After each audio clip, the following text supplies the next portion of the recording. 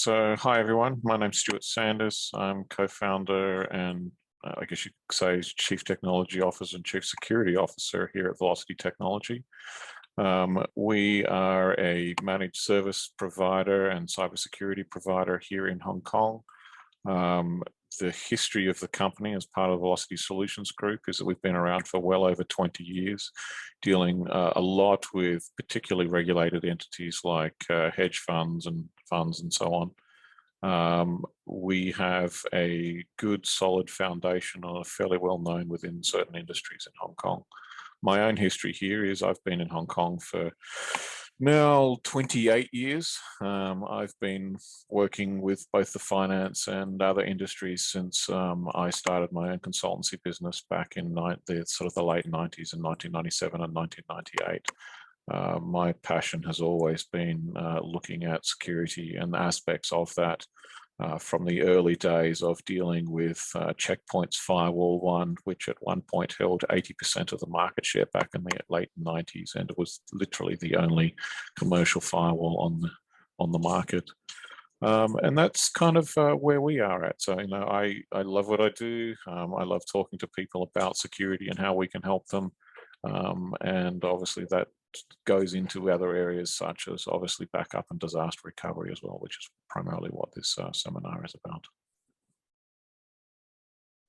So by way of introductions, my name is Tom Fernandez, and I'm the head of sales for Datto in North Asia.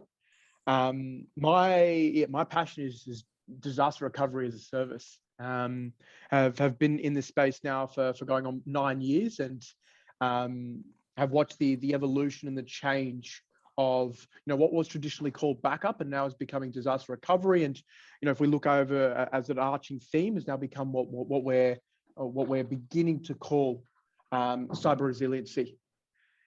I'm excited to be here with Velocity and Stuart. They're one of our premium partners based in Hong Kong, and we like to align ourselves with specialists, and the Velocity team is exactly that. I touched on this before, cyber resiliency, and it's not, you'll start to see this cropping up a lot more moving forward. And the question we've been having with people has been typically around cybersecurity, and they put things into two buckets. Should I look to protect or should I look to restore? And over the last 6 months and 9 months, we've seen that the terminology in response to the threat landscape change. So what you're going to start seeing is the term cyber resiliency. And that's the ability to prepare, respond, and recover from a cyber attack. And that's the question we'd like you to have in the back of your minds as you think. If we were affected by some malicious actor and they infected ransomware and wanted a ransom, or a Trojan got through and broke down our systems, or our infrastructure went down, are we prepared for that? How would we respond to that? And then how do we recover? We are the subject matter experts in this particular area. And I can tell you that around 66% of companies would take them 5 days to get their systems back up and running in the event of a disaster, whether it's hardware failure or malicious attack. So please keep that in mind, is the bulk of industry is not yet ready to tackle the challenges that things are facing. So if our businesses are to accelerate in the future, we need to make them resilient. And that's one of the components we're going to speak about today, primarily on your last line of defense. If everything goes wrong, the question becomes, how do I get my business back up and running as quickly as possible so I can continue to trade and continue to service my customers to the best of my abilities? So the threat landscape, ever changing. And the reason why companies turn to Velocity Technology for answers is because they are the subject matter experts. And one of the things I believe you'll walk away with is you will see Stuart as that particular person, and then the team by extension. And specifically as it relates to the Hong Kong market. So what's important to note is Asia Pacific is 1.6 times more likely to be infected by ransomware and 1.7 times more likely to be infected by malware. Hong Kong itself in the Asia Pacific regional theater is 3 times above the regional average as it pertains to attacks in the year of 2019 going into 2020. This report was published around 9 months ago, and we're waiting for the new one to come out, but we don't think those numbers are going to change. So with all the conversations that are being had about how we go to market and how we protect our businesses, we need to understand that Hong Kong represents the third highest download attack threat vector across Asia Pacific. It doesn't need to be all doom and gloom, but it is important to understand who's being targeted and what does that look like. So the next part we're going to have a quick look at is Hong Kong data legislation. So one of the things that has sort of come to light recently, well, I guess taking a step back here, is that historically Hong Kong really hasn't had any laws that have been particularly strong around data protection, particularly as it relates to personal data privacy. So if you have a look at, for example, places like Europe, where a few years ago they brought in the GDPR regulations, which any breach you had to notify any affected person within 72 hours. And there were potentially significant fines for a data breach. Hong Kong doesn't have anything like that currently, and currently is the operative word here. So in January last year, there was actually a consultation paper that was presented to the Legislative Council to look at updating the personal data privacy ordinance. Now, this has obviously been years in the making, partly following global trends. You can compare, for example, to Australia, which has mandatory data breach notifications, and parts of the United States now do, although it's very much state by state there, obviously Europe. So what Hong Kong is potentially looking at doing, and there isn't currently a timeline, although this is actually up in the Legislative Council as something for the future, is 6 amendments, major amendments to the current personal data privacy ordinance. Just a couple of which I'll touch on here. One of them does actually include mandatory data breach notification, and particularly controls around data retention. But one of the key things that's potentially going to come out of this is that Hong Kong's privacy commissioner will actually have the power to sanction. And by sanction, I mean they are looking to include the ability to have fines that would be a percentage of turnover. So again, very much following the global trends like Europe. In Europe, for example, the maximum fine can be 4% of global turnover if you have a data breach and they're particularly unhappy about it. So Hong Kong is very much following in that footstep. So that is something to bear in mind. And even though you may not be a company that potentially deals with customer data, that can still pertain to the records that you keep around your own employees, for example. So a data breach could still be required to be notified to the Privacy Commissioner because of things like HR records or other things that you have within your own organization. The other aspect that I'll touch on is the SFC. So we deal a lot, as I mentioned earlier, with Hong Kong regulated funds. In Hong Kong, you actually have 2 financial regulating entities. One is the Hong Kong Monetary Authority, which regulates banks, and then the other one is the SFC, which tends to regulate everything else. So the SFC historically has really not had a lot in terms of regulations around cyber, although they have issued a number of circulars. In particular, in 2016, there was a circular that was released where they mentioned a number of areas that they thought there was shortfalls within cybersecurity within the regulated entities. And in 2017, they actually had a circular on ransomware threats. And the one thing I did want to sort of bring up here is that a quote here: lastly, licensed corporations are reminded to report to the SFC immediately upon happening of any material cybersecurity incident, including ransomware attacks. And that can also, when they say material, obviously, that's very much a case of what do you call a material incident? And I was talking to some friends in the compliance industry here, and one of them sort of laughingly said, a material incident is anything you haven't told them about. which you know, they'll say they don't want to know everything except, of course, the things that you haven't told them. So just sort of keep that in mind. There have also been other cases, you know, and I've particularly seen a number of cases over the years. There was an incident where we investigated and then did some training afterwards a few years ago, where one of the members of a fund here in Hong Kong was actually breached. They actually had their credentials breached by some outside entity, and then proceeded to attempt to phish everybody on the contact list that they had in their Outlook. Unfortunately, 4 of those people happened to be officers within the Securities and Futures Commission, so that then followed with a number of interesting emails backwards and forwards about how they got breached, what they were going to do about it, and so on. So that caused a little bit of angst within this particular within this particular fund. So there's lots of things to keep in mind here, and there are things that, while there aren't necessarily strong regulations within the SFC, there are expectations about what they expect to have in terms of protections and so on.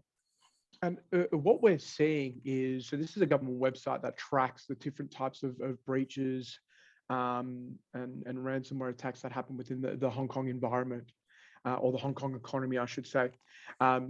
So what we're seeing is that there is increased scrutiny on these particular things, and as we've seen throughout the world, as these legislations start to come into particular types of practice. So everyone is watching. It's funny, I think, you know, we're in the cybersecurity space, and I was amazed about a month ago when they reported that ASEAN was breached and the ransom was $50 million. The interesting thing also on that one was that the ransomware attackers said that it was going to go up to 100 million if they didn't pay within, I think, 5 days. So it's in terms of ransom demands, I believe the ASEAN now is by far the largest. And could you imagine what their security looks like? And what that means is the conversation that we're alluding to is really not a matter of if, it has now become a matter of when. And as you specialize in what you do in the financial industry, and you do that for businesses and for individuals, and they look for you for expertise, organizations now need to look to Velocity for that expertise. As you can see, Stuart has his finger on the pulse as it pertains to legislation that's coming, how that's broken down, whether it's about breach or data retention. Have peace of mind that it's important when it comes to technology that you do look for a specialized partner who can protect you in the event of that, but more importantly, educate you.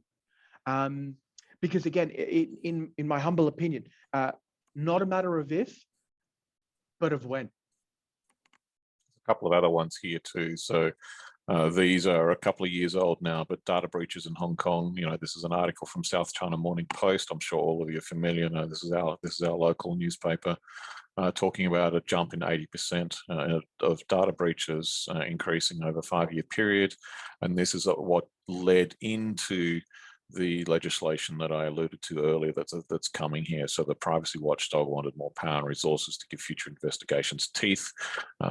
That's now been put in front of the Legislative Council, and is just a matter of when, in terms of when they get around to doing that. Obviously, with what's been going on in the last year with COVID and the various political issues, there's been higher priorities, but that will come down eventually.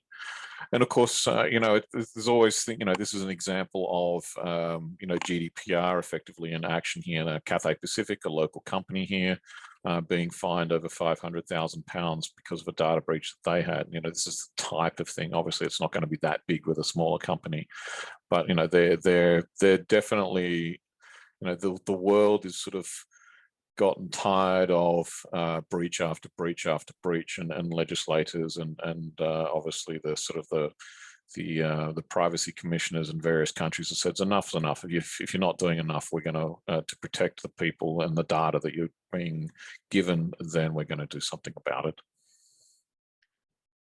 And I know logically you're thinking, okay, Datto, Velocity, you're giving me examples here of Cathay, you're giving me examples of ASEAN.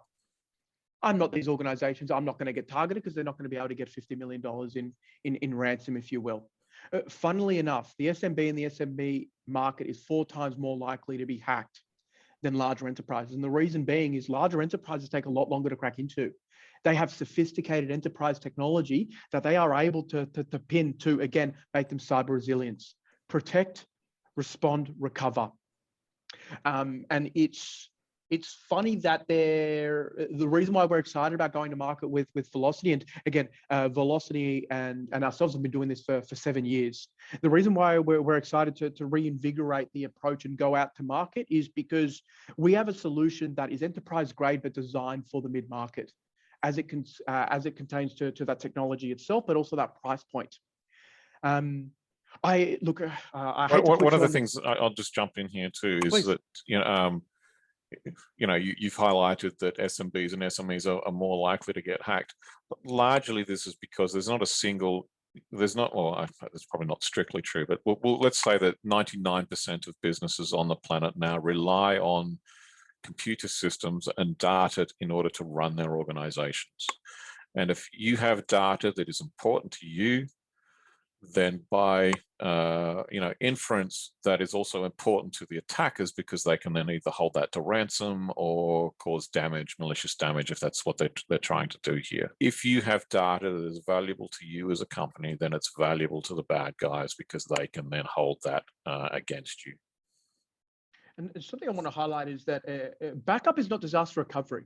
The ability to house data somewhere is important, but it's how you activate that data to get your business back up and running that's important. And backup is not sufficient. You do need to be looking for what they call a DR as a service, or disaster recovery as a service platform, that again is designed to recover and put you back on, get your business back up and running.